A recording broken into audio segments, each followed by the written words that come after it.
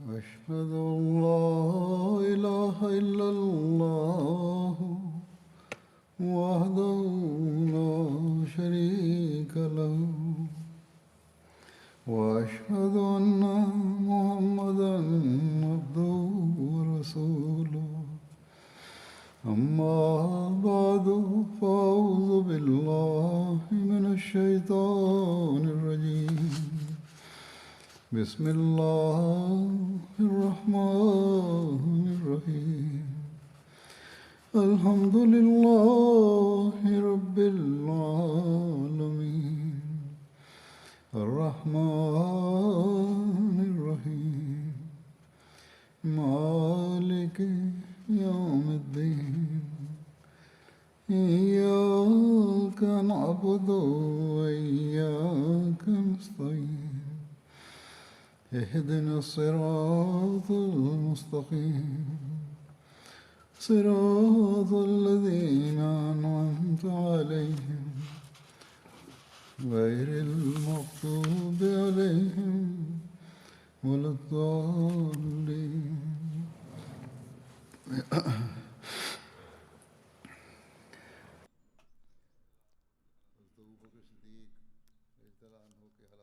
En évoquant la vie d'Abu Bakr as-Siddiq, j'avais présenté ses opinions à propos de ceux qui refusaient de payer la zakat et le traitement qu'il leur a infligé.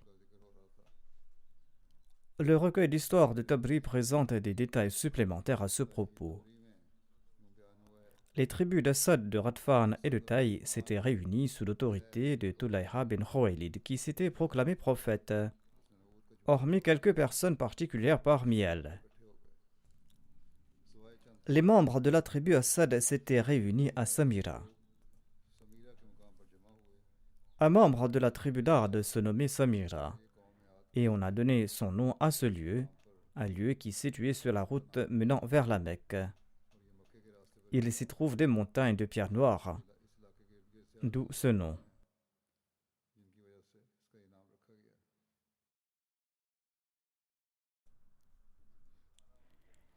Les tribus Fazara et Radfan, accompagnées de leurs alliés, s'étaient réunies au sud de Tiwa. La tribu Taï était réunie à la frontière de sa région. Et les alliés des tribus Tharlaba bin Sa'ad, Murra et Abs s'étaient réunis à Abrak dans la région de Rabaza. Rabaza est une vallée située à 3 jours de voyage de Médine. Abrak ou Zabada est une région de la tribu des Banu Zubian. Quelques membres des Banu Kinana sont venus à leur rencontre, mais cette région ne pouvait les accueillir tous et c'est pour cette raison qu'ils se sont divisés en 2 groupes. L'un est resté à Abrak et l'autre est parti à Dhul Qassa. Dhul Qassa qui est situé à 64 km de Médine. Tulayha leur a envoyé Hibal pour les aider. Hibal était le fils de son frère. Hibal était donc le chef des gens de Dhul Qassa où se trouvaient les tribus Asad, Laïs, Dhil et Mujlij, des tribus qui étaient venues à leur aide. Auf bin Fulan bin Sinan était à Abrak et il a été nommé le chef de la tribu Murra. Harith bin Fulan a été nommé le chef des tribus Tharlaba et Abz. Il était originaire des Banu Subaï. Toutes ces tribus ont envoyé leur délégation à Médine après s'être réunies là-bas. Ces délégations venues à Médine ont logé chez les notables de Médine. Et ils ont été conviés chez tout le monde sauf chez Abbas. Et ces gens les ont présentés à Abu Bakr radhiyallahu anhu. Ils avaient pour condition qu'ils vont continuer à accomplir la salat, mais qu'ils cesseront de payer la zakat. Allah a renforcé le cœur d'Abu Bakr. Abu Bakr radhiyallahu anhu a déclaré: s'ils me refusent ne serait-ce que la corde d'un chameau, eh bien je mènerai le djihad contre eux. Vu la position d'Abu Bakr radhiyallahu anhu, les délégués de ces tribus refusant de payer la zakat ont quitté Médine. Un biographe décrit leur état. Il déclare que lorsque ces délégations ont constaté la détermination du calife Abu Bakr radhiyallahu anhu, eh bien, elles ont quitté Médine. En quittant Médine, elles avaient deux choses en tête. Premièrement, aucune discussion sur l'exemption de la zakat n'a été fructueuse. À cet égard, la règle de l'islam est claire et il n'y a aucun espoir que le calife revienne sur son opinion et sa détermination, d'autant plus que les musulmans ont accepté son opinion après que l'argument est devenu clair et qu'ils se sont prononcés en faveur du calife Abu Bakr. Deuxièmement, ils doivent profiter de la faiblesse et du nombre inférieur des musulmans et ils doivent lancer une attaque forte contre Médine. Et ceci va faire tomber l'État islamique et cela va détruire aussi l'islam. Telle était donc leur intention. Et ils se disaient que s'ils agissaient de la sorte, eh bien, ils auront le dessus. Ainsi donc, ces délégations sont retournées et elles ont informé leurs tribus qu'il y avait très peu de gens à Médine et ils ont encouragé leurs tribus à attaquer Médine. D'autre part, Abu Bakr radhiyallahu anhu n'était pas négligent. Après le départ de ces délégations, eh bien, il a installé des gardes réguliers à tous les postes de Médine. Ali, Zubair, Talha, Abdullah bin Masoud ont été nommés à ces postes. Un récit mentionne également le nom de Saad bin Abi Waqqas et d'Abdurrahman bin Auf. Ils avaient également été nommés aux entrées de Médine. De plus, Abu Bakr radhiyallahu anhu a ordonné à tous les habitants de Médine de se rassembler dans la mosquée. Et il leur a dit ceci: toute la terre est devenue mécréante, et leurs délégations ont constaté votre nombre inférieur, et vous ignorez s'ils vont vous attaquer de jour ou de nuit. Leur groupe le plus proche n'est qu'à 19 km de là. Certains ont souhaité que nous acceptions leurs conditions et que nous nous réconcilions avec eux. Mais j'ai refusé et j'ai rejeté leurs conditions. Préparez-vous donc maintenant pour le combat.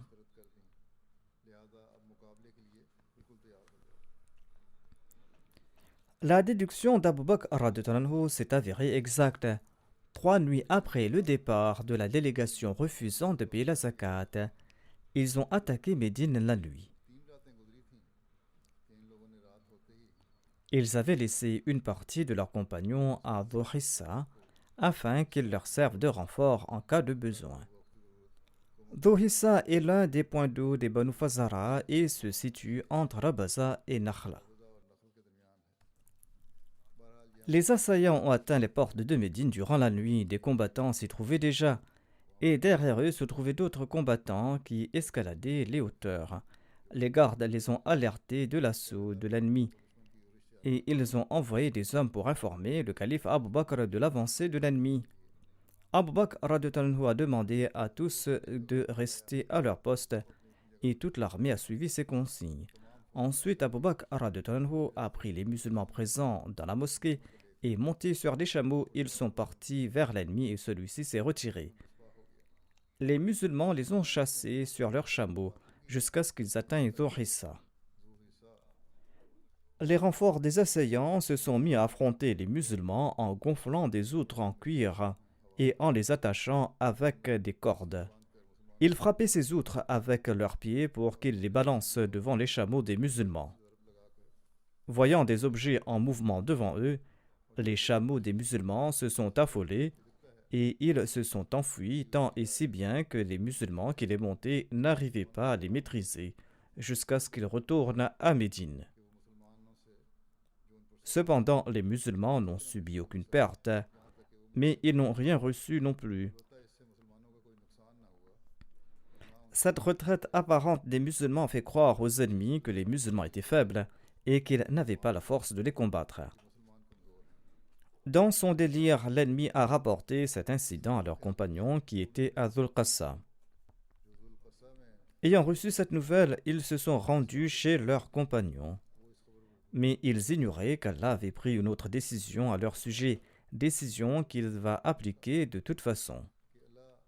Tout au long de la nuit, Abu Bakr radhiyallahu anhu était occupé à préparer son armée, et après les préparatifs, il est parti à pied vers la fin de la nuit. Nu'man bin Muqarrin était responsable de l'aile droite. Abdullah bin Muqarrin était responsable de l'aile gauche de l'armée et Suwaid bin Muqarrin était responsable de l'arrière de l'armée. L'armée était accompagnée de quelques cavaliers. Et avant l'aube, les musulmans et ceux refusant de payer la zakat étaient sur le même champ de bataille. L'ennemi ignorait tout de l'arrivée des musulmans et les musulmans ont soudainement commencé à les taillader avec leurs épées. La bataille a eu lieu vers la fin de la nuit. Le soleil n'avait pas encore éclairé l'horizon que les mécréants se sont enfuis vaincus. Les musulmans ont pris tous leurs animaux. Hibal a été tué lors de cet incident. Abu Bakr les a poursuivis jusqu'à ce qu'ils atteignent Dhul Qassa. C'était la première victoire qu'Allah avait offerte aux musulmans. Abu Bakr a posté Nu'man bin Muqarrin avec quelques soldats là-bas et il est retourné à Médine. Cette référence est tirée du recueil de Tabri. Comparant cette bataille à celle de la bataille de Badr, un écrivain écrit ceci. La démonstration de la foi, de la conviction et de la détermination et de la prudence d'Abu Bakr en cette occasion a rappelé aux musulmans l'ère du saint prophète Mohammed à lui et de ses batailles. Cette première bataille du règne d'Abu Bakr est très similaire à celle de la bataille de Badr. Le jour de la bataille de Badr, les musulmans n'étaient que 313, tandis que les polythéistes de la Mecque étaient plus de 1000. De même, lors de cette bataille menée par Abu Bakr, les musulmans étaient peu nombreux. Les tribus Abz, Zubian et Radfan, en revanche, ont attaqué les musulmans en grand nombre. À l'occasion de la bataille de Badr, Allah a accordé la victoire aux musulmans sur les polythéistes. À cette occasion, Abu Bakr et ses compagnons ont fait preuve d'une foi parfaite et ils ont remporté la victoire sur l'ennemi. Tout comme la bataille de Badr a eu des conséquences profondes, la victoire des musulmans lors de cette bataille a également eu un effet profond sur l'avenir de l'islam. En raison de cette défaite, les Banu Zubian et les Banu Abs, dans un accès de rage, ont soudainement attaqué les musulmans vivant autour d'eux et les ont tués en leur infligeant diverses cruautés. En représailles, ils ont tué des musulmans non armés qui vivaient dans leur région. Et d'autres tribus leur ont emboîté le pas. Après avoir été informé de ces atrocités, Abu Bakr a juré qu'il va attaquer les polythéistes et qu'il va tuer ceux de chaque tribu qui avaient tué des musulmans. Dès la fin de ces attaques menées sous la direction d'Abu Bakr contre ceux refusant de payer la zakat, d'autres tribus faibles et hésitantes ont commencé à venir vers Médine les unes après les autres avec leur zakat. Quand ces tribus faibles ont constaté ce qui s'est passé avec les tribus plus puissantes, ces tribus qui avaient cessé de payer la zakat, eh bien, ces tribus plus faibles ont commencé à venir à Médine avec leur zakat. Certaines tribus ont apporté leur zakat dans la première partie de la nuit, d'autres étaient venues au milieu de la nuit, et d'autres venaient vers la dernière partie de la nuit. Lorsqu'il apparaissait à Médine, les gens disaient qu'ils étaient là pour nous effrayer. C'est-à-dire que les Médinois disaient que ces tribus venaient pour nous apporter de mauvaises nouvelles. Mais à chaque fois, Abu Bakr disait que ces gens étaient des porteurs de bonnes nouvelles. Ils sont venus pour nous aider et pas pour nous nuire. Ainsi, lorsqu'on a su que ces groupes étaient venus pour soutenir l'islam et apporter l'argent de la zakat, les musulmans ont dit à Abu Bakr « Vous êtes une personne très bénite, vous avez toujours apporté la bonne nouvelle. » À cette occasion, Abu Bakr a aussi déclaré que ceux qui viennent avec de mauvaises nouvelles et de mauvaises intentions marchent vite, tandis que ceux qui apportent de bonnes nouvelles marchent avec aisance et contentement. Je pouvais le deviner à leur vitesse. Selon le recueil de Tabari, après la victoire sur ceux qui refusaient de payer la zakat, les musulmans ont reçu tant d'aumônes à Médine que les musulmans avaient des excédents de biens.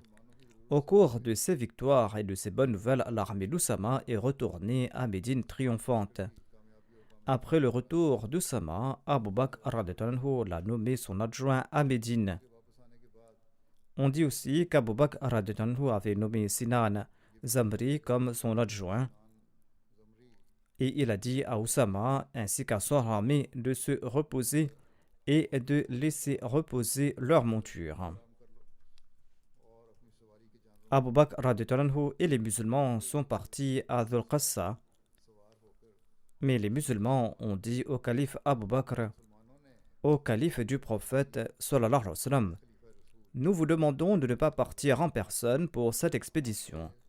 Car si à Dieu ne plaise, il vous arrive quelque mal, eh bien tout le système sera sens dessus-dessous.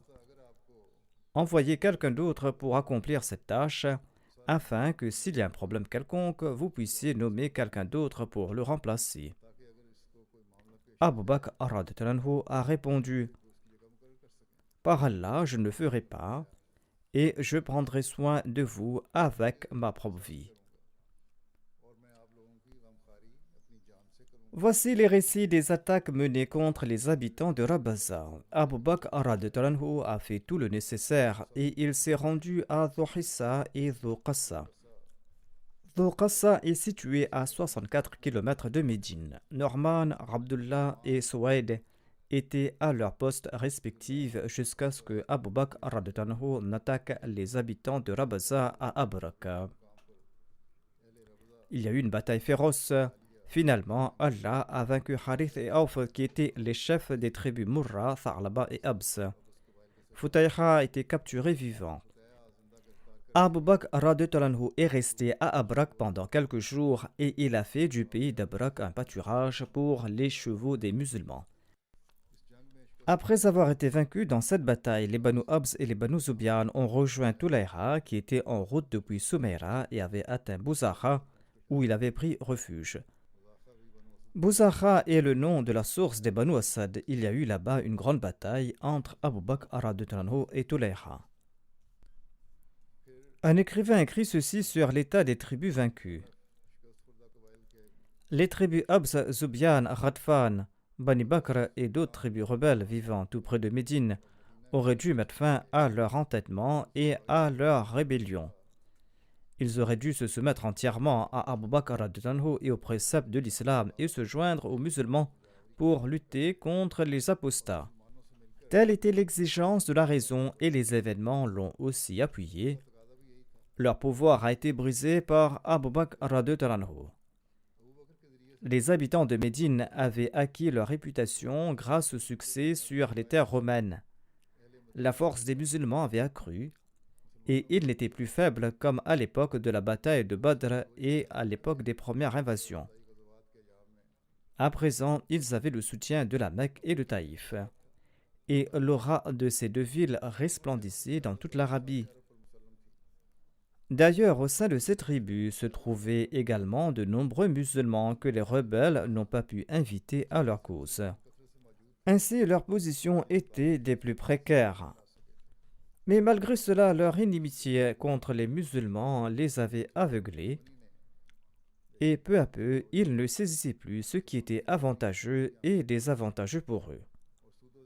Ainsi, ils ont quitté leur patrie, et ils ont rejoint Tulayha bin Khuwaylid, le faux prétendant à la prophétie de la tribu des Banu Asad. Les musulmans qui étaient parmi eux n'ont pas pu les détourner de leurs intentions, et leur arrivée a augmenté la force de Tulayha et de Musaylama. Et les flammes de l'insurrection ont également éclaté au Yémen. Il ne faut jamais oublier que ces personnes se sont rebellées et ont déclenché une guerre. Ces batailles n'ont pas eu lieu en raison de leurs déclarations prophétiques. Il s'agissait de répondre à la sédition.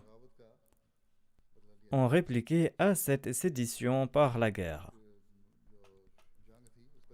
Abdullah bin Masoud dit ceci en référence à la victoire sur ceux qui ont refusé de payer la zakat Et il dit ceci à propos du courage et de la détermination d'Abu Bakr radhiyallahu anhu. Il déclare: après la disparition du saint prophète Mohammed paix soit lui, nous étions à une telle position que si Allah ne nous avait pas aidés par l'entremise d'Abu Bakr as-Siddiq, la destruction aurait été certaine. Nous tous musulmans, nous avions convenu à l'unanimité que nous n'allons pas combattre les autres pour collecter les chameaux de la zakat et que nous allons nous consacrer à l'adoration d'Allah jusqu'à ce que nous ayons une victoire complète. Mais Abu Bakr as-Siddiq, quant à lui, était déterminé à combattre ceux qui ont refusé de payer la zakat et il leur a présenté que deux options et pas de troisième. La première est qu'ils doivent accepter l'humiliation pour eux-mêmes, sinon ils doivent se préparer à l'exil ou à se battre.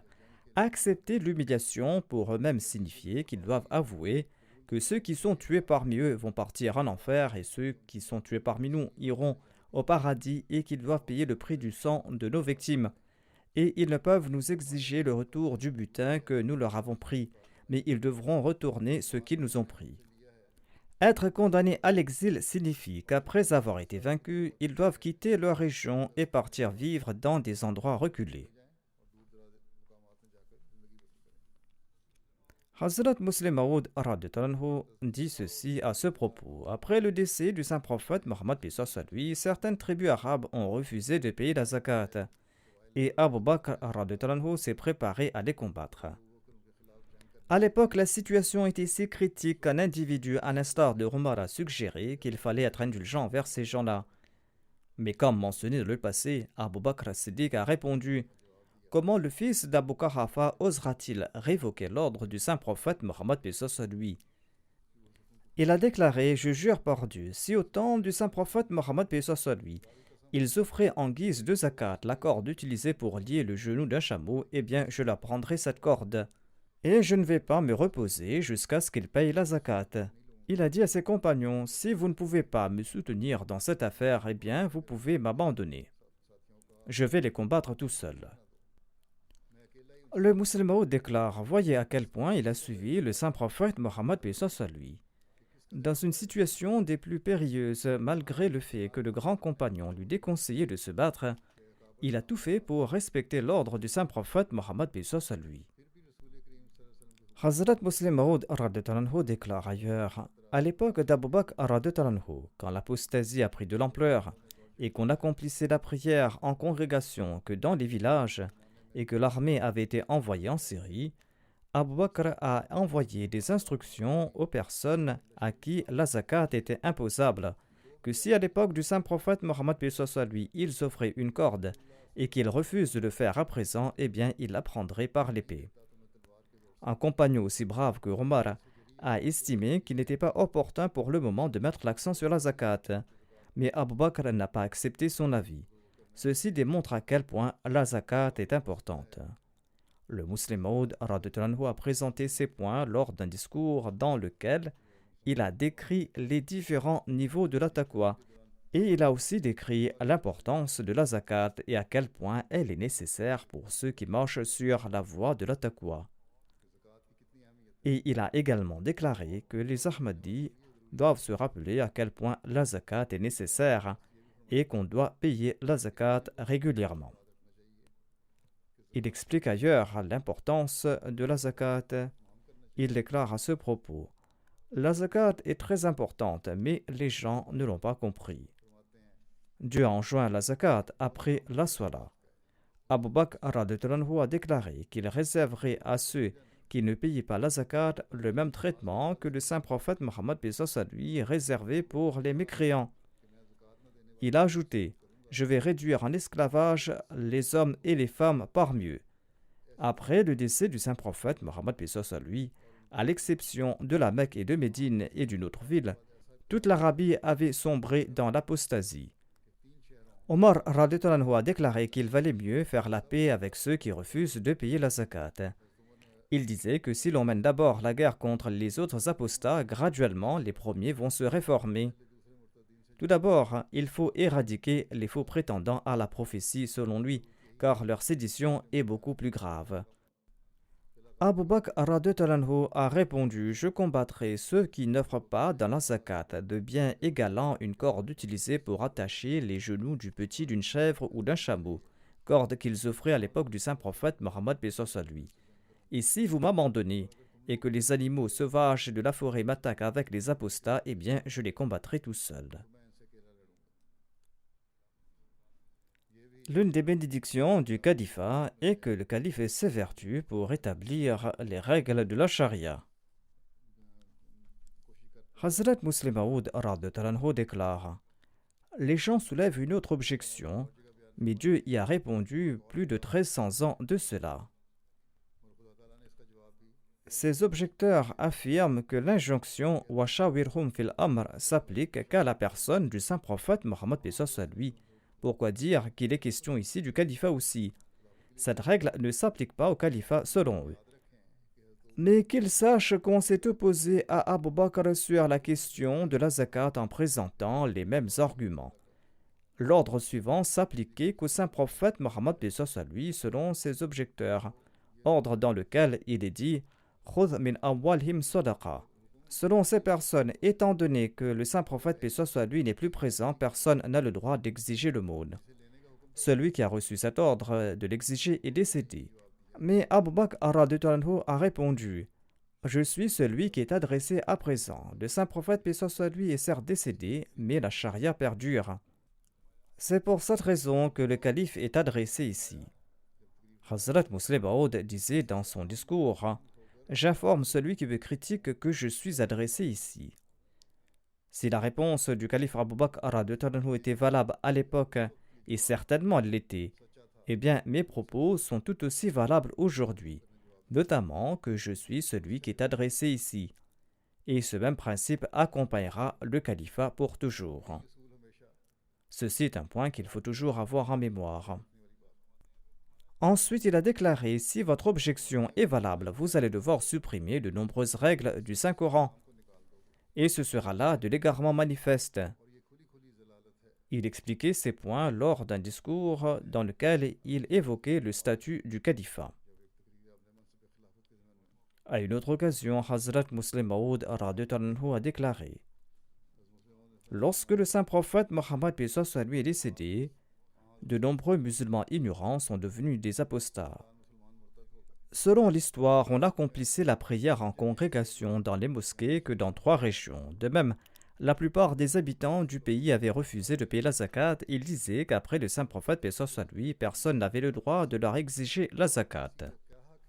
Lorsque cette vague d'apostasie s'est répandue dans toute l'Arabie et qu'Abu Bakr a voulu sévir contre ces gens-là, eh bien Omar et d'autres compagnons sont partis le voir.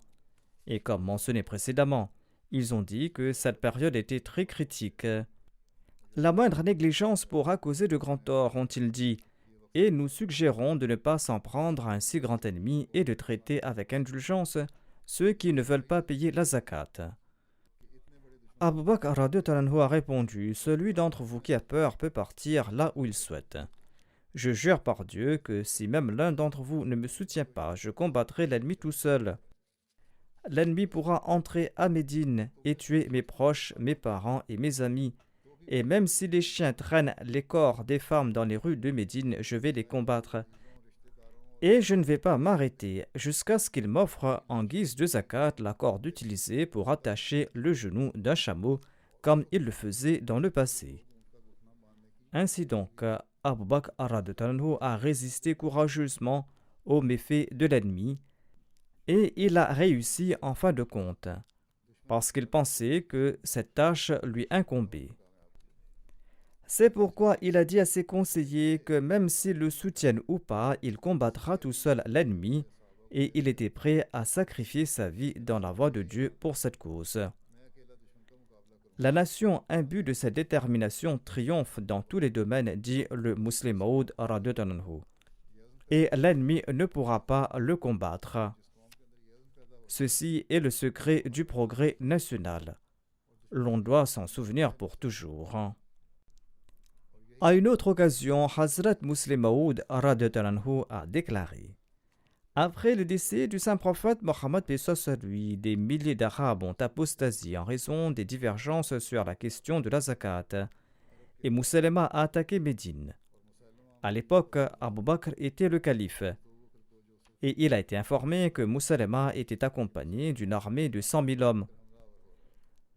Certaines personnes ont dit à Abu Bakr radhiyallahu anhu que nous traversons une période très critique et les gens deviennent apostats en raison des divergences sur la question de la zakat. Et Moussalema est en train de nous attaquer avec une grande armée. En raison de ces circonstances, il est opportun que vous n'exigez pas la zakat et que vous fassiez la paix avec ces gens qui refusent de payer la zakat. Abu Bakr n'a prêté aucune attention à ces appréhensions et il a dit à ses conseillers: souhaitez-vous me contraindre à accepter ce qui est contraire aux préceptes de Dieu et de son messager, paix soit sur lui? La décision sur la zakat vient de la part de Dieu et de son messager. Il m'incombe donc de protéger les commandements de Dieu et de son messager, sallallahu alayhi wa sallam. Les compagnons ont dit que la situation exigeait la paix. Abu Bakr radhiyallahu anhu a répondu: si vous ne souhaitez pas combattre et que vous n'êtes pas capable d'affronter l'ennemi, eh bien rentrez vous asseoir chez vous. Par Dieu, je combattrai l'ennemi tout seul jusqu'à ce qu'il m'offre la corde utilisée pour attacher leur chameau, corde qu'il offrait dans la zakat auparavant. Tant qu'ils ne payent pas la zakat, je ne ferai jamais la paix avec eux.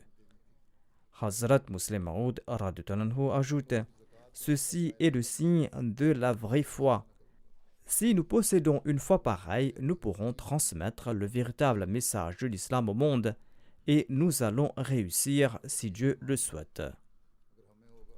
Hazrat Muslim Maud explique: après le décès du saint prophète Mohammed, paix soit sur lui, les tribus arabes se sont révoltées et ont refusé de payer la zakat. Les membres de ces tribus présentaient ce même argument, notamment que Dieu a confié l'autorité de prendre la zakat à personne d'autre qu'au saint prophète Mohammed, paix soit sur lui. En effet, Allah avait dit au saint prophète Mohammed, paix soit sur lui: ô Mohammed, sallallahu alayhi wa sallam, prends une partie de leurs biens en guise de zakat. Selon cela, nulle part l'on ne trouve mention que notre personne a le droit d'exiger la zakat après le saint prophète Mohammed, paix soit sur lui.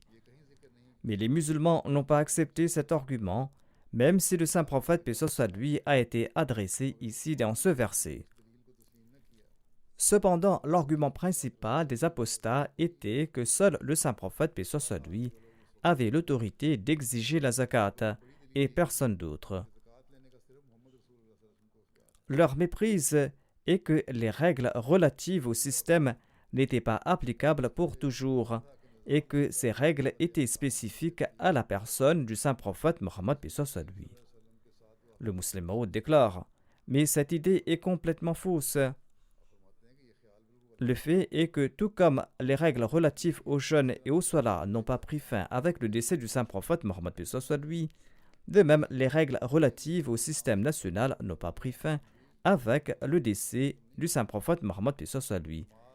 La salat en congrégation est un acte de culte collectif. De même, il est important que ces règles soient toujours respectées par les musulmans à travers les adjoints du saint prophète Mohammed, paix soit sur lui. Le Muslim Maud explique: quand le saint prophète, paix soit sur lui, est décédé et qu'Abu Bakr a été nommé calife, toute l'Arabie s'est apostasiée. Hormis la Mecque, Médine et une autre petite ville, tout le monde avait cessé de payer la zakat. Et ils avaient annoncé que Allah a ordonné au saint prophète Mohammed, paix soit sur lui: Khudh min amwalihim sadaqa, c'est-à-dire déduit de l'aumône de leur richesse. Personne d'autre n'a le droit de nous exiger la zakat. Ainsi, toute l'Arabie s'est apostasiée et ils se sont préparés à combattre les musulmans. Au temps du saint prophète Mohammed, paix soit sur lui, même si l'islam était faible, les tribus arabes attaquaient les musulmans individuellement. Parfois une tribu attaquée, parfois une autre.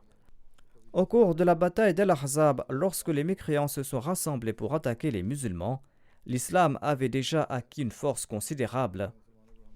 Mais il n'avait pas rassemblé suffisamment de force pour que les musulmans se sentent à l'abri de futures attaques. Par la suite, lorsque le saint prophète, paix soit sur lui, est parti à la conquête de la Mecque, à l'époque, certaines tribus arabes se sont jointes à lui pour l'assister. De cette manière, Dieu a graduellement inspiré cette ardeur chez les ennemis de peur qu'ils ne gagnent en force et ne prennent le contrôle de tout le pays. Cependant, à l'époque d'Abu Bakr radhiyallahu anhu, toute l'Arabie s'est apostasiée d'un seul coup. À part la Mecque, Médine et une autre petite ville, dans tous les autres endroits, les gens ont refusé de payer la zakat et ils ont rassemblé une armée pour combattre les musulmans. Non seulement ont-ils refusé de payer la zakat, mais ils sont également partis en guerre contre les musulmans. Dans certaines régions, ils disposaient d'une armée de 100 000 hommes. Or, les musulmans n'avaient qu'une armée de 10 000 hommes et celle-ci partait d'ailleurs pour la Syrie. C'était la même armée que le saint prophète Mohammed lui avait décidé d'envoyer sur les terres byzantines et il avait nommé Oussama comme commandant de cette armée. Seuls sont restés en arrière les vieux, les faibles et une poignée de jeunes.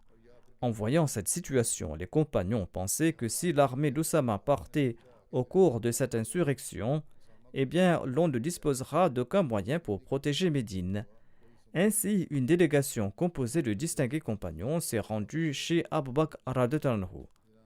Et comme mentionné auparavant, ils lui ont demandé de retarder l'envoi de cette armée. Et lorsque la rébellion sera réprimée, il pourra envoyer cette armée combattre les Romains. Il disait qu'envoyer cette armée dans de telles circonstances était périlleux. Abu Bakr radhiyallahu anhu a répondu sur un ton colérique: souhaitez-vous que le premier ordre émis par le fils d'Abu Quhafa après la disparition du saint prophète Mohammed lui soit d'arrêter l'armée qu'il avait lui-même envoyée? Cette armée partira certainement et je vais m'assurer qu'elle parte comme instruit par le saint prophète Mohammed lui. Si vous avez peur des forces ennemies, eh bien abandonnez-moi, je me battrai tout seul contre l'ennemi. Hazrat Muslim Maud ajoute: sa déclaration était une grande preuve de ce verset dans lequel il est dit Ya'budunani la yushrikuna bi shay'a, c'est-à-dire que les croyants adorent Allah et ils ne lui associent rien. Ceci fait référence à ceux qui restent fermement attachés au califat. Ceci est le système établi par le califat et c'est le système qui existera pour toujours.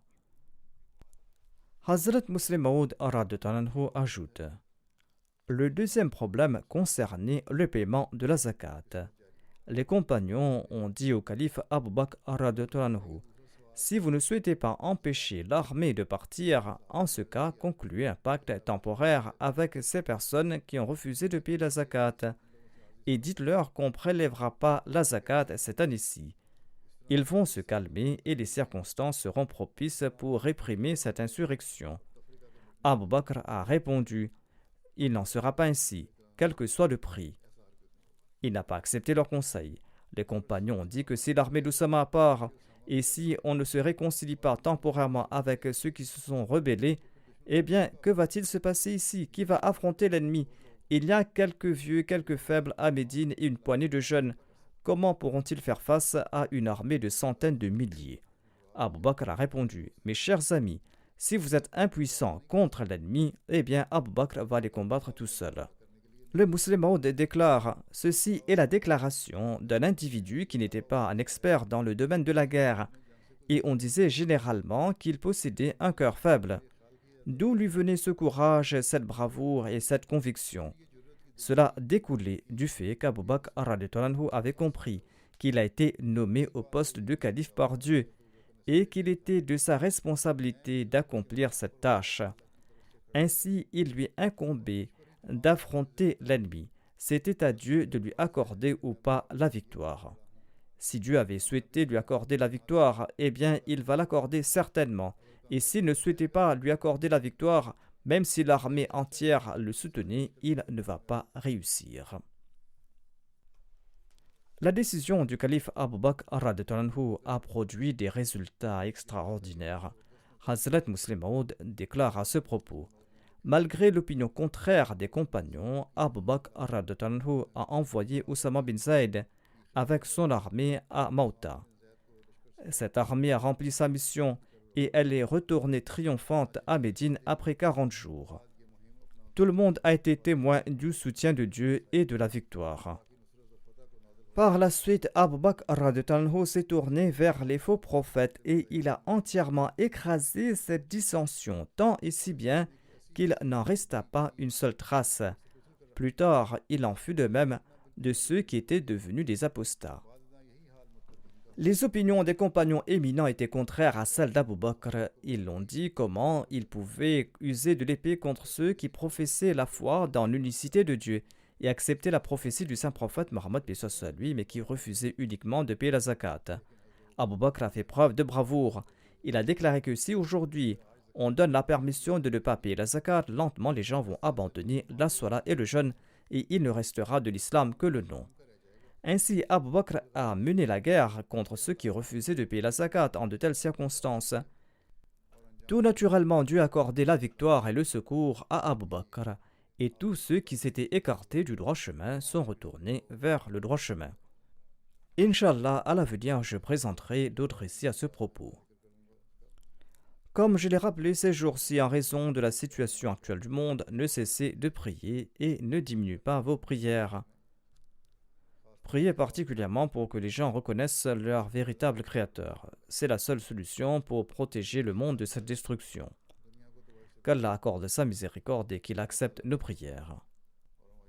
Je souhaite évoquer un membre décédé récemment et après la prière, je vais diriger sa prière funéraire.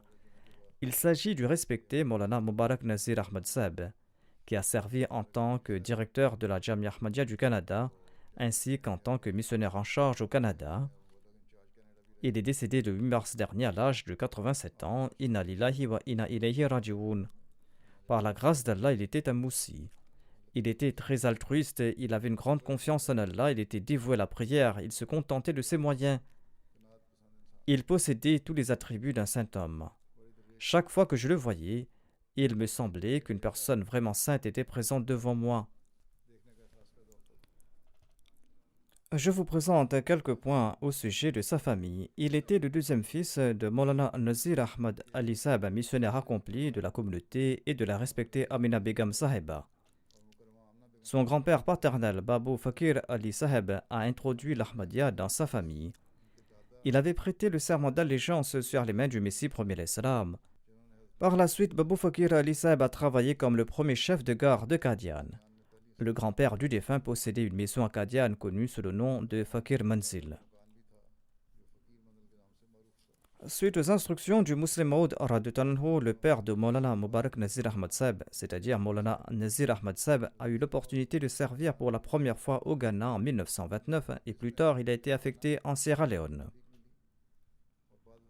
En 1943, le père du défunt, Maulana Nazir Ahmad Ali Saheb, retournait en Sierra Leone. Mubarak Nazir Ali Saheb, le défunt, et sa mère étaient également du voyage. Un incident inspirant la foi a eu lieu au cours de ce voyage. Maulana Mubarak Nazir Saheb lui-même a raconté cet incident. Le voyage en bateau a duré 3 mois. À l'époque, Mubarak Nazir Ahmad Saheb avait 11 ans. Au cours du voyage, il est tombé malade et sa santé s'est tellement détériorée qu'il semblait qu'il n'allait pas survivre.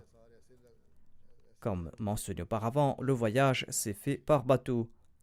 Et lorsqu'il était sur le point d'embarquer, ou peut-être lorsqu'ils ont changé de navire, un incident s'est produit avant qu'il monte à bord du navire.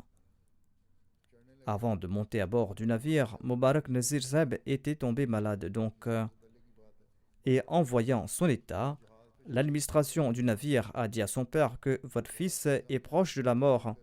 S'il décède en cours de route, nous n'avons pas de morgue pour préserver son corps. Sur ce, nous ne pouvons pas vous prendre à bord en raison de l'état de santé de votre enfant. Le père du défunt a déclaré « J'ai reçu l'ordre du deuxième calife et je dois monter à tout prix dans ce navire. » Les responsables du navire ont accepté qu'il monte à bord à condition qu'il atteste par écrit que si son fils meurt au cours du voyage, eh bien son corps sera jeté par-dessus bord. Lorsque le commandant de bord lui a proposé cette condition, la mère de Mubarak Nazir Saheb a commencé à pleurer sous le choc et il a dit à son mari, Maulana Nazir Ali, « Il s'agit de notre fils, nous pourrons prendre le prochain navire. » Mais Maulana Nazir Ahmad Saheb a rassuré son épouse en lui disant « Je suis un missionnaire que le calife a envoyé en lui confiant une responsabilité. Je ne sais pas si nous pourrons prendre un autre navire, mais sois rassuré, il n'arrivera rien à Mubarak, notre fils. Après avoir dit cela, il a demandé au commandant de bord, d'un ton empli de certitude, où faut-il signer, apporter les formulaires, en ajoutant que s'il meurt, eh bien, jetez-le par-dessus bord. Mais je vous informe également que rien ne lui arrivera. C'était là donc sa confiance en Dieu. Il savait qu'il était un missionnaire qui partait pour propager sa religion et que Dieu l'aidera et protégera les membres de sa famille. Par la grâce de Dieu, cet enfant de 11 ans a non seulement survécu, mais de plus, il a atteint l'âge de 87 ans et il a pu servir l'islam et l'Ahmadiyya. Le défunt a également eu l'honneur de dédier sa vie en marchant sur les pas de son père et il a laissé un grand exemple en matière de confiance en Allah pendant qu'il servait dans la voie de la religion sur le terrain.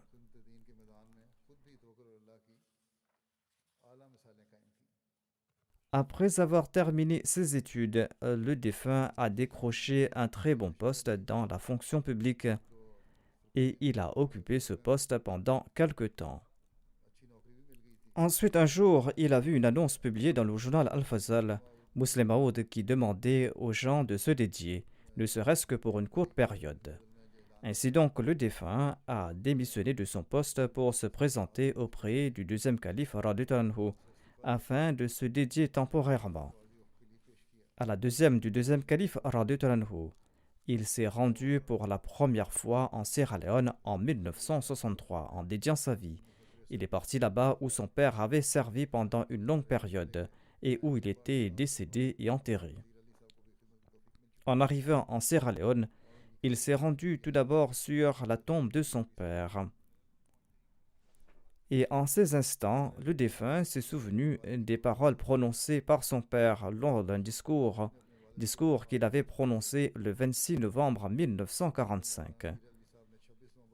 Dans son discours, il avait déclaré « Aujourd'hui, je pars accomplir le djihad dans la voie de Dieu et pour propager l'islam en Afrique de l'Ouest.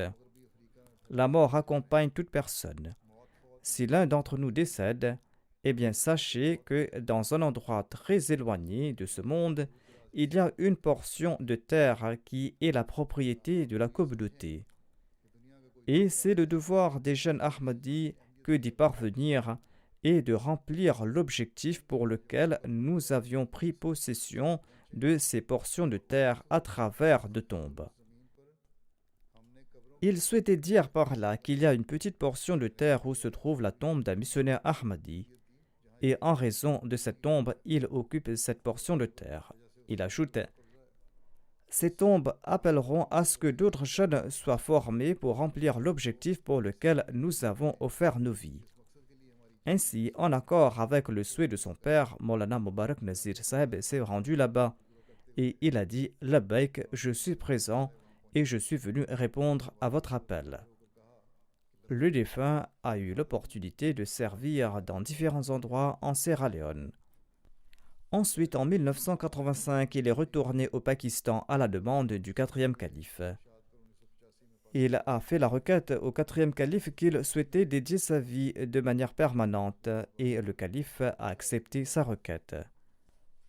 Et le calife l'a envoyé au Canada comme missionnaire en 1988 où il a servi dans différents endroits en tant que missionnaire. En 2003, le quatrième calife a approuvé l'idée d'établir une jamia au Canada et le calife avait nommé le défunt comme directeur de cette jamia. La jamia n'a pas été ouverte au cours du quatrième califat, mais au cours de mon califat. J'ai confirmé sa nomination comme directeur de la jamia, nomination faite par le quatrième calife, et le défunt a servi en tant que directeur de la jamia. Ainsi donc, il a été le premier directeur de la Jamia Ahmadiyya du Canada et il a servi à ce poste jusqu'en 2009. Ensuite, en 2010, je l'ai nommé missionnaire en chef de la Jamia du Canada et il a servi de manière remarquable à ce poste jusqu'en 2018. la durée totale de son service s'étend sur 59 ans. Même sa période de service temporaire était essentiellement un service à plein temps. Le défunt a été aussi envoyé comme représentant du centre lors de nombreuses jalsas et de nombreux événements auxquels il avait assisté. Ces discours étaient très appréciés par les membres de la Jamaat ainsi que par ceux qui n'appartenaient pas à la Jamaat. Ces discours avaient un grand impact sur les auditeurs. En 2016, il m'a représenté pour la pose de la première pierre de la fondation de l'hôpital Nour au Guatemala. Il diffusait le message de l'islam et de l'Ahmadiyya à travers des articles qui étaient publiés dans les journaux tels que le National News Canada, la Toronto Star et l'Ottawa Citizen. Mubarak Nazir Ahmad Sab, le défunt, a aussi traduit les deux ouvrages suivants du Messie premier l'Islam en langue anglaise, Tajalliyat-e Ilahiyya et Fatih Islam. Il a également traduit l'ouvrage du quatrième calife, La crise du Golfe.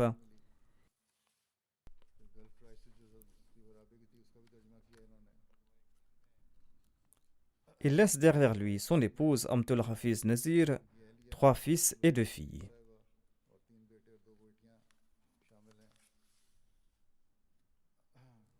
Comme je l'ai dit, il possédait de nombreuses qualités et il était un Waqf Zindagi exemplaire. Et en particulier, il était un exemple pour les missionnaires. Sa vie était l'incarnation de la primauté de la foi sur le monde. Il a toujours servi la Jamaat et l'obéissance au calife était son véritable objectif. Comme je l'ai dit, il était un très bon orateur. Il avait une bonne maîtrise de la langue ourdou et de la langue anglaise. Et ses discours avaient un impact profond. Son épouse Amtul Hafiz Sahib a écrit ceci.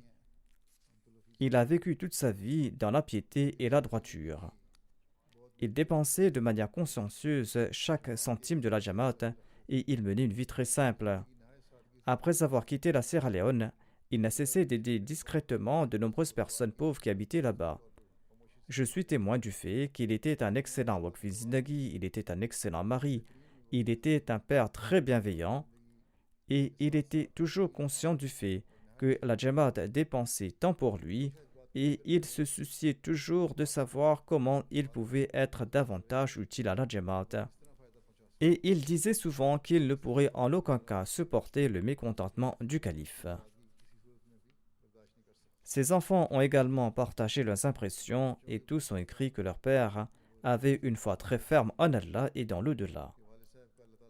Il avait une grande conviction dans le califat, dans la Nizam et Jamaat, et il avait une grande confiance en Allah. Et il disait souvent qu'Allah ne l'abandonnera jamais et qu'Allah lui viendra toujours en aide. Et Allah l'a toujours traité ainsi. Il partait faire des campagnes pour des sacrifices financiers, que ce soit en tant que missionnaire en chef ou lorsque l'Amir Sab l'envoyait, et même après sa retraite, après être tombé malade, quand la Jamaat lui demandait ses services, eh bien il se présentait et il faisait des appels aux contributions financières. Et ses conseils étaient très efficaces parce qu'il contribuait en premier lui-même, ensuite il conseillait au reste de la Jamaat d'en faire de même. Sa fille aînée relate. Il nous a toujours conseillé d'avoir un lien fort avec le califat de la Jamaat Ahmadiyya et il nous a inculqué l'amour et le respect de la Nizam et Jamaat. Il souhaitait que nous suivions tous les conseils du calife du Messie. Il répétait ses conseils dans chaque réunion. Chaque fois que ses petits-enfants se réunissaient, ils savaient tous qu'ils allaient les faire s'asseoir pour leur donner ses conseils. Et il leur conseillait de ne pas s'empêtrer dans les affaires de ce monde, mais qu'ils devaient se soucier de leur lien avec Allah et de leur lien avec le califat. Il nous disait souvent que le travail de la communauté va finir par s'accomplir et qu'il n'y a aucun doute à ce propos. Si vous ne servez pas la Jamaat, disait-il, Allah fera venir d'autres personnes qui vont rendre un meilleur service. Sa fille cadette a relaté le récit suivant. Une fois en Sierra Leone, Maulana Mubarak Nazir Saheb n'avait pas de fonds nécessaires pour payer des ouvriers lors de la construction d'une mosquée. Le défunt leur a demandé de revenir le lendemain et qu'il leur paiera leur salaire le lendemain. Le lendemain matin, quand il est sorti de sa maison, il a trouvé devant chez lui les ouvriers qui patientaient, alors qu'il n'avait pas d'argent pour les payer.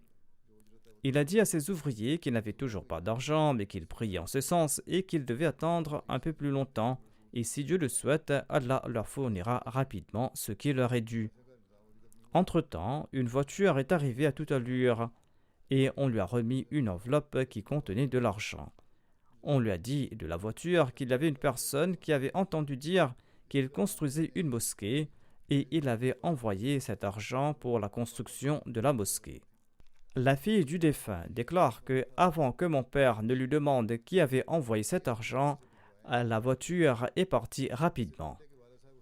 Et il était convaincu que c'était Allah qui avait exaucé sa prière et il a utilisé cet argent pour payer les ouvriers. C'était là la preuve de sa confiance en Allah et la manière dont Allah l'a traité. Plusieurs personnes, y compris des missionnaires, ont écrit d'innombrables récits similaires montrant sa confiance en Allah et la manière dont Allah le traitait. Comme je l'ai dit, il était certainement un érudit qui pratiquait ce qu'il prêchait. C'est pourquoi ses discours avaient un tel impact sur les gens. Mais il était également très humble devant le calife. Puisse Allah le Tout-Puissant élever son rang et qu'il permette à sa descendance de marcher sur ses pas et qu'il accepte ses prières en leur faveur et qu'Allah accorde à la Jamaat de telles personnes qui rendent des services aussi désintéressés.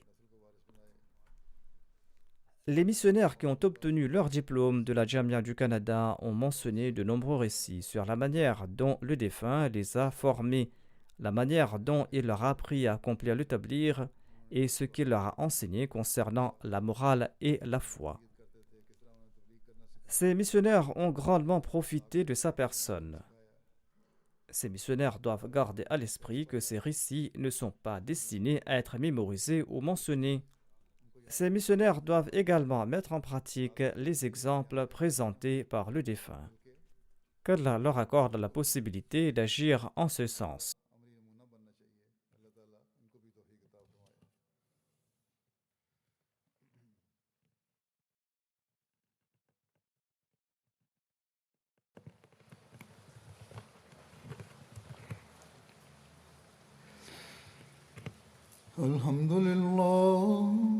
الحمد لله نحمده ونستعينه ونستغفره ونؤمن به ونتوكل عليه ونعوذ بالله من شرور أنفسنا ومن سيئات أعمالنا من يهده الله فلا مضل له ومن يضلل فلا هادي له ونشهد أن لا إله إلا الله ونشهد أن محمدا عبده ورسوله عباد الله رحمكم الله إن الله يأمر بالعدل والإحسان وإيتاء ذي القربى وينهى عن الفحشاء والمنكر والبغي يعظكم لعلكم تذكرون اذكروا الله يذكركم يعظكم لعلكم تذكرون اذكروا الله يذكركم وادعوه يستجب لكم ولذكر الله